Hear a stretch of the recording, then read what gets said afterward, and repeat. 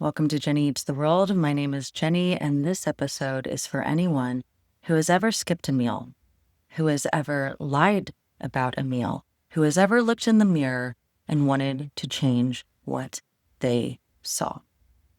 I am here to tell you that you are beautiful, and no amount of physical change can ever replace the inherent worth that you were born with when you came onto this earth.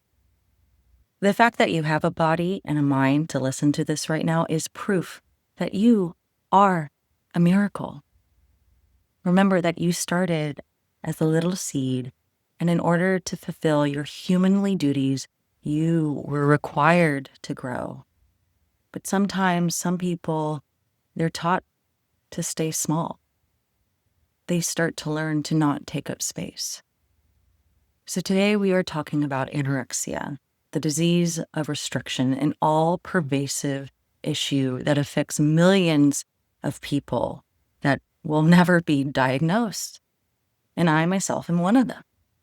So I'm going to take you back to the beginning. I'm going to share with you why I think I developed this disease of restriction. And I will offer you how I'm managing the impulses today of when I want to starve myself. So we'll start on a lighter note by saying that I did have a lovely childhood. My memories are mostly very loving and warm. And while I grew up in a nuclear family of 4 with a younger brother, we were all very athletic. Sports was how we bonded. It's how we traveled. It's how we told ourselves that we were good people because we could work hard, achieve goals, compete, and win. So luckily or unluckily for me, my sport ended up being swimming. I am a Cancer trine. My parents told me that I could swim before I could walk, and I'm so grateful for this proclivity to the water because it truly is such a healing element. And I think that there's something about being so inclined towards a sport or to a type of movement that no child should ever have to be declined. So I'm really grateful that I had the opportunity to swim competitively as long as I did. But obviously, there came a point where swimming no longer became fun or even a sport. Because by the time that I was in college, I was swimming simply because it burned calories. But we need to back up. Because while I had a pretty good childhood, there's a lot of little T traumas that happened within my family. And I think the biggest and most apparent thing when it comes to my eating disorder is that I, for one, was running around basically half naked for most of my life in a swimming pool. To think about how swimmers are exposing their bodies day in, day out, and then noticing that those bodies are the vehicle to succeed, right? Like this thing is something that we can sculpt, we can exercise, and we can craft to be machines, to zoom through the water, to run marathons around the world, or to kick balls into nets. It's pretty cool. And as much as I like to throw shade on sports fanatics, I think it's so important for children to get involved in athletics because it teaches you self-perseverance, it teaches you discipline, it teaches you how to work on a team, even in the individual sport of swimming. What I went through with my colleagues at such an impressionable age has allowed me to realize to keep my ego in check and that a team is only as strong as their weakest player, right? So I'm grateful for sports. But somewhere in my childhood, I learned that my body was a vehicle for praise. I learned that as long as I swam fast, I could tell my daddy that I won, and then he would be proud of me at dinner because he wasn't there during the race. Now, did this cause my eating disorder? No. But what was happening around the age of 16 is I realized that college was just around the corner and that I was either needing to get really serious about picking a college that would be able to recruit me on their team, or I would have to give up my dreams of being a college athlete. And at this time, at 16, I was slowly starting to gain a little bit more weight. Week after week, I would weigh in my club swim team. I mean, granted, these are 14 to 18-year-old teenagers. And I noticed the scale start to rise. And at the same time, I was swimming faster than I had ever in my life. I was hitting PRs that year. So part of my brain was thinking, wow, I'm doing it. I'm going to go to Stanford. And the other part of my brain was, you're gaining weight. You're 16 and you've never been kissed. Like, other girls are going on dates right now and you're just in the pool. And then there was junior prom, where I had this really cute periwinkle BCBG dress that had thin straps with bedazzles on it. Now, somewhere in the middle of dinner, I reached down to pick up a dropped napkin and my dress rips in the back. My friends and I rush to the bathroom. We're all laughing. They're all pulling out safety pins and helping me to stitch together my dress. And I returned to the dinner table laughing it all off. But the joke was on me because that was the first instance that I planted the seed that I was too big. So by the time I had prom my senior year, I barely fit into my 00 dress. So let me fill in the time between junior and senior prom in high school. I am doubting whether or not I want to keep swimming into college.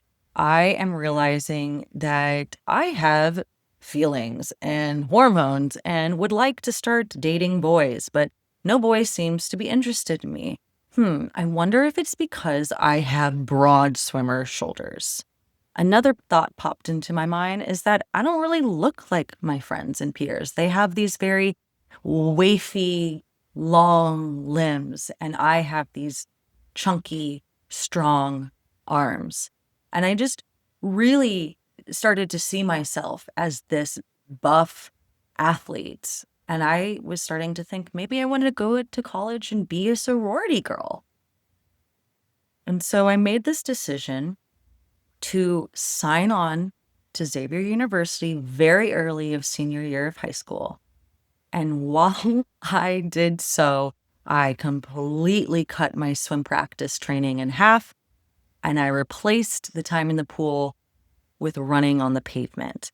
And I made a very simple decision to stop eating junk food because I was eating a whole sleeve of Oreos between school and practice, and then finishing every practice with 2 servings of whatever my mom had made for me.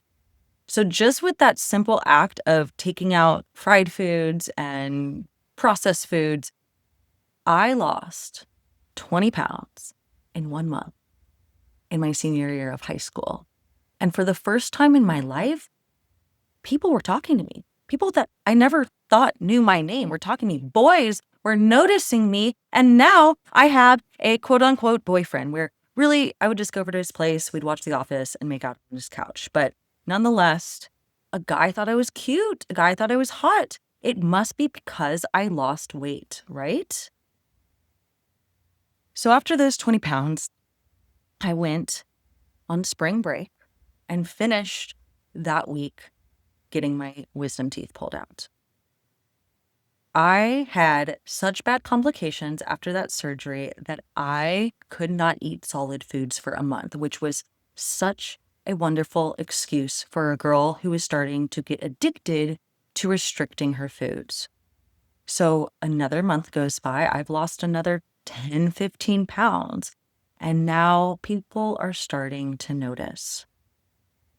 Half of the people in my life praised me, told me I looked beautiful, told me I was skinny, and I had never heard that before, ever. And something in that word provided so much weight.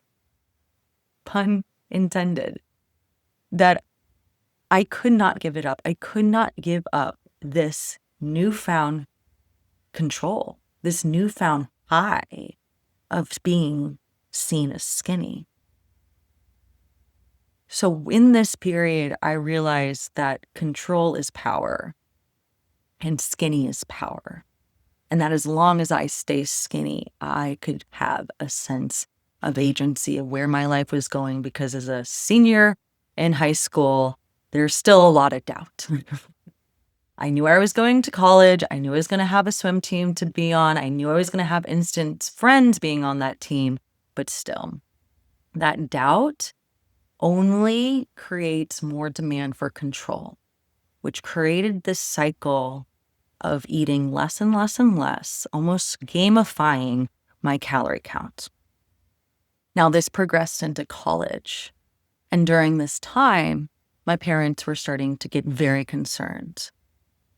And it wasn't so much that they would tell me directly, and if they did, it would be in a very inappropriate matter. For example, I remember coming home after the gym and making myself lunch, which included lettuce, mustard, and tuna.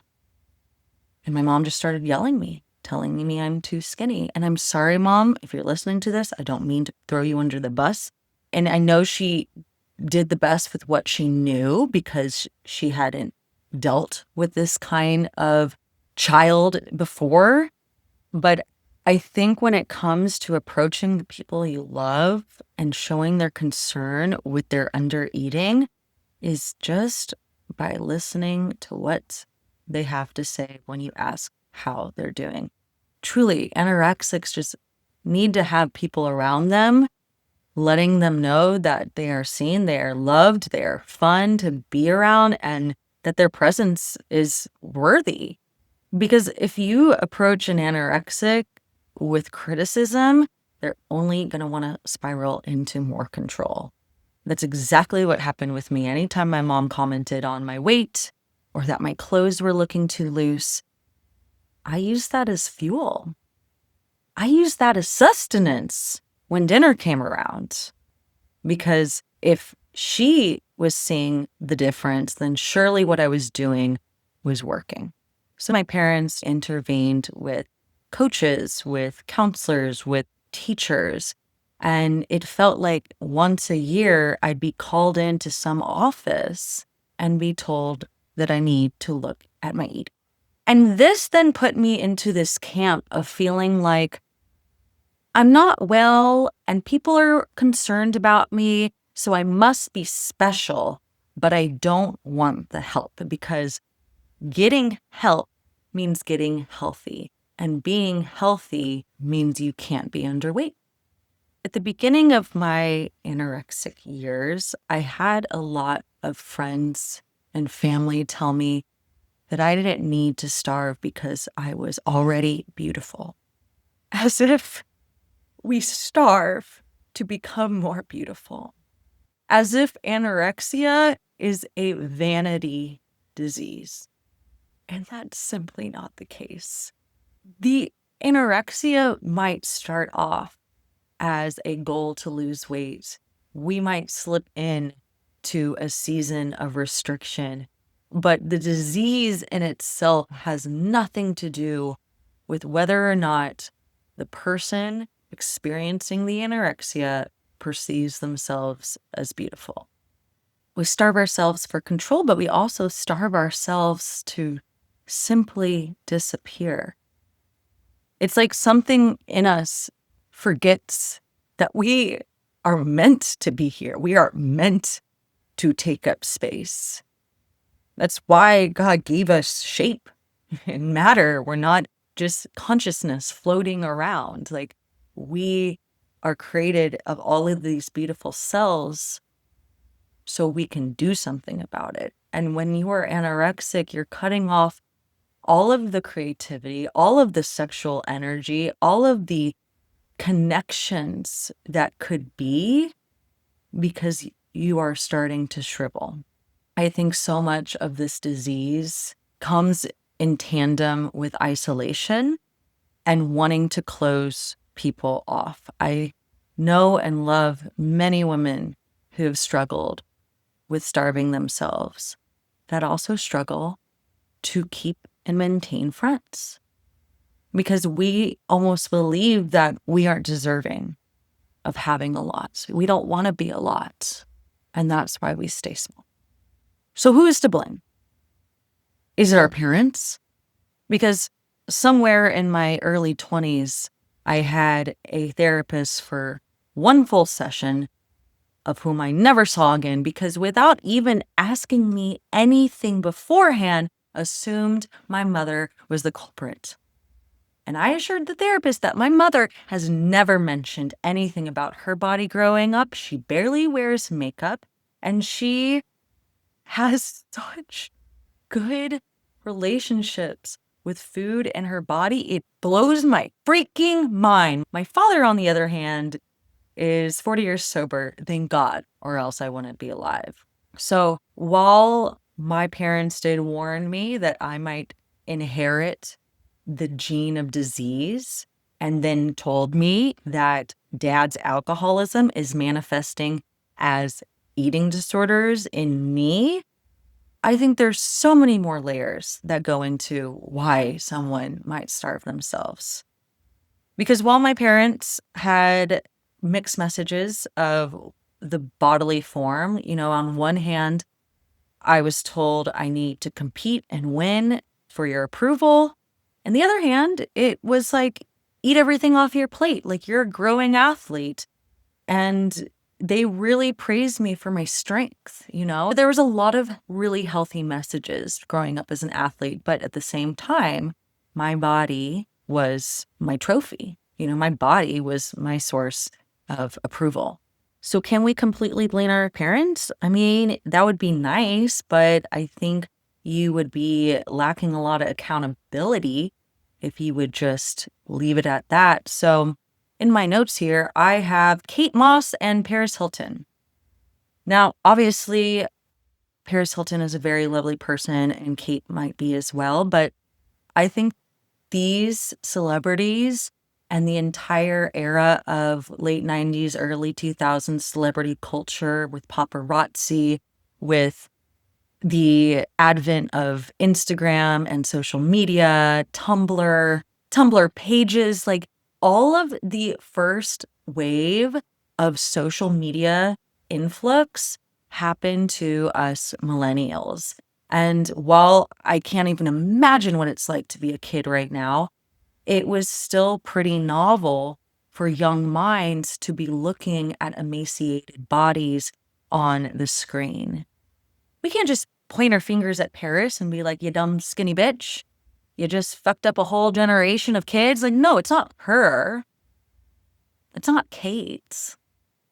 But it is the theme of what we absorbed growing up. And that the tall, white, thin, Eurocentric woman is the woman who gets to be on stage, who gets to be on billboards, who gets to be on award shows. They get cast and they get known. So why don't you look like that if you want to be like that, right? I read 17 and Teen Vogue cover to cover as a kid. I knew all of the makeup brands before I could ever apply them on my face because of how my mother raised me. And I only saw sample size bodies 0 and 2. So in a way, I learned through magazines that it wasn't acceptable to be in a plus size body because plus size bodies didn't make the pages until like 2016. So when I was 16, I thought that the only thing I wanted to be when I grow up was skinny. All right, who else is to blame but Les Wexner, the billionaire who founded Victoria's Secret and subliminally told the entire millennial generation that in order to be loved, you had to be an angel. Now, I don't get too conspiracal on you, and there's so many more YouTube videos out there that will dive deeper, but it's kind of messed up when you think about who Victoria's Secret branded itself to be in the early 2000s, because you think of it as this lingerie store, but what the hell was pink, right? Like, no adult woman was wearing pink. No, 12-year-old girls were wearing pink. And in order to buy pink, you had to go through the lingerie. So every single mall in America was telling teenage girls that you will one day be wearing lingerie. So why don't you put on some now and make some sick fucker happy? Anyways, I digress. But it is a thought that I've had, that there are some people in power that are doing a really good job at spreading the message that women should be emaciated and thin, because emaciated and thin bodies can't fight back. Now, while I would love to blame my parents or Kate Moss or Les Wexner for starving myself for 4 years in my late teens and early 20s, where I take the most ownership is knowing that I was in the red for a very long time and did not want to get help. It's a really scary position to be in, that every single waking hour is spent thinking about food, about your next workout, about how much sleep you're going to get. And if you are starting to get hungry, just take a nap. No amount of brain power was going into my friendships. When I was anorexic was the only time I had a quote unquote boyfriend. And I don't know how the heck he stayed with me, because I was way more concerned about cutting calories than I was about whatever his problems were that day. Your anorexic friends, they want to love you, but when they're looking at you, they're probably thinking about food. And it can be really frustrating as an anorexic, knowing how badly you want to be with your friends, knowing how much fun it would be to just go to dinner and not get stressed out. But there's something that prevents us from truly being ourselves when we are in the state of restriction. And I think it's because we are so compressed, because we are so confined by our own limitations, that anorexics really struggle to connect. They really struggle to make plans, to keep plans, to go outside of their comfort zone and make any spontaneous plans. Forget about it.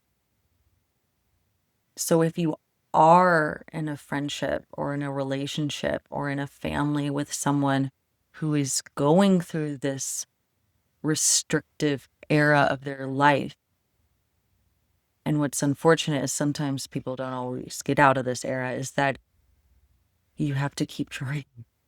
You have to just keep persisting and showing up for them and checking in on them and reminding them that they are seen and they are loved, and that you want to be around them for their presence, for their essence, and nothing else.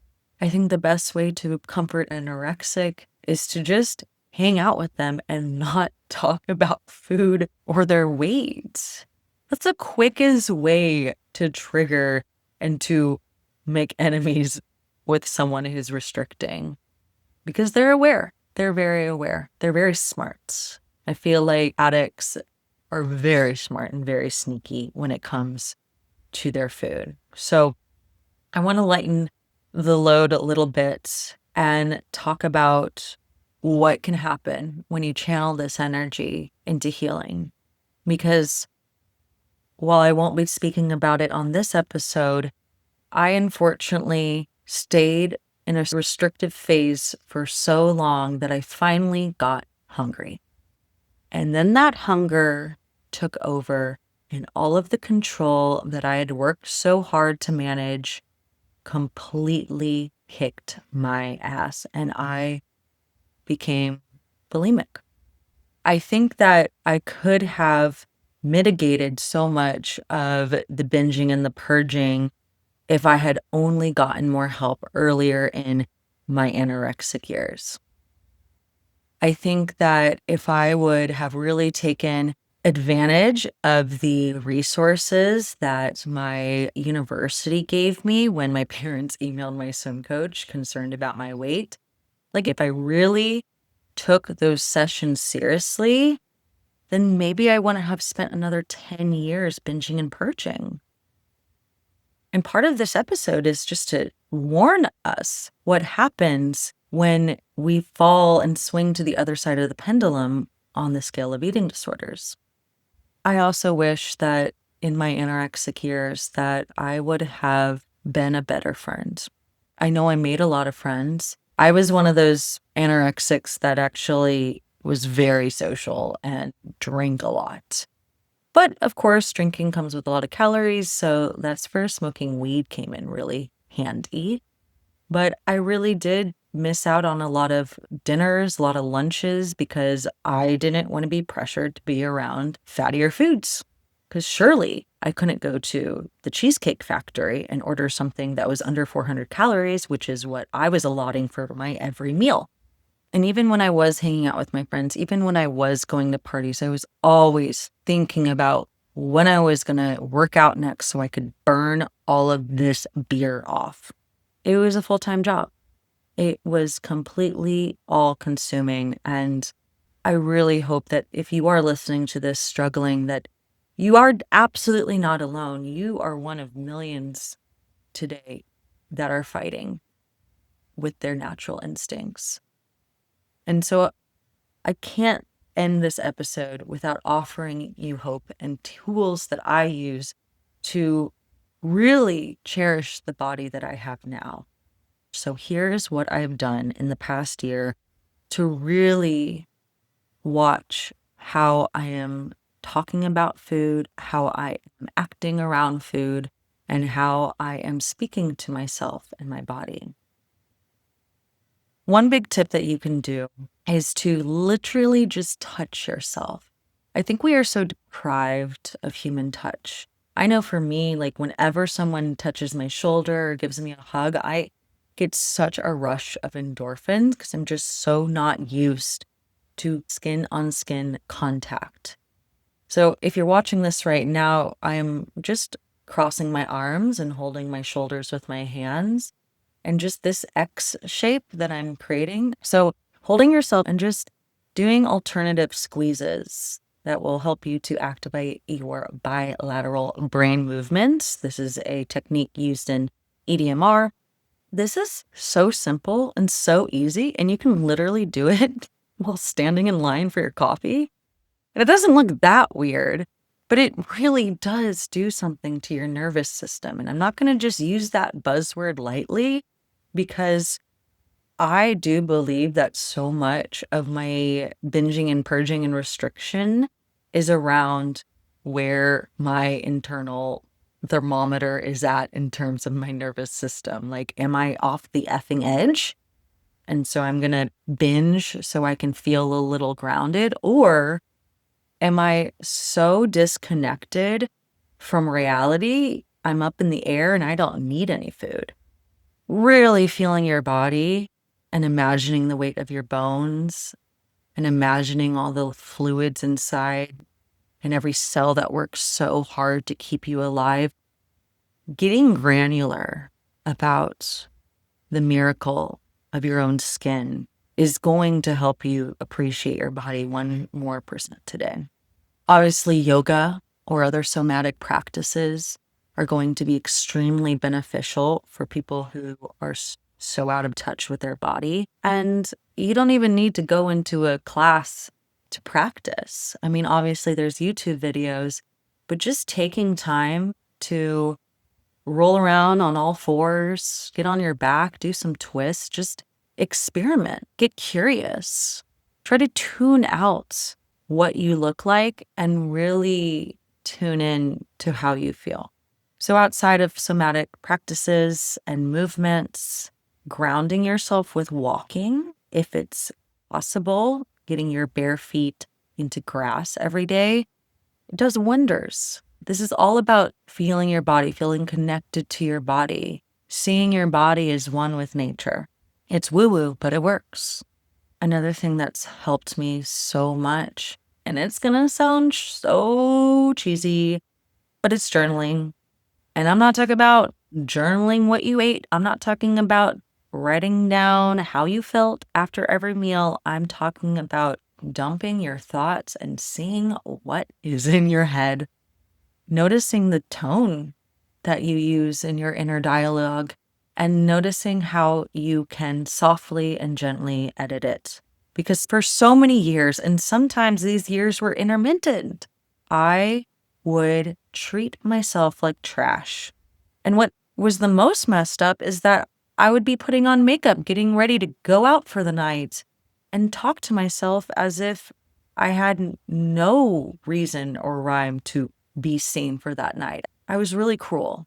And that cruelty manifests in so many ways, whether it's then acting cruel to ourselves through binging on drugs, foods, and alcohol, or it's cruelty in how we treat others.